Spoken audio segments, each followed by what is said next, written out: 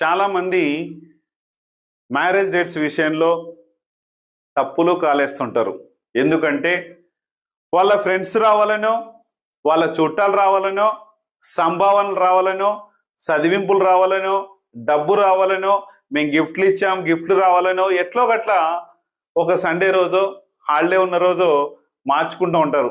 పెట్టుడు ముహూర్తాలు పెట్టించుకుంటుంటారు. దయచేసి చెప్తున్నా, పెట్టుడు ముహూర్తాలు కానీ పెట్టుడు తేదీలు కానీ మీరు 3 కానీ 4 కానీ 7 కానీ 8 కానీ 9 కానీ ఈ డేట్స్లో మీ మ్యారేజ్ డేట్స్ ఉంటే కనుక ఖచ్చితంగా రిమైండ్ 2లో కూడా ఏంటంటే డబ్బు వస్తుంది, కానీ షూరిటీలు గ్యారంటీలు వారంటీలు పెట్టుకుంటే ఇది అవుతుంటుంది.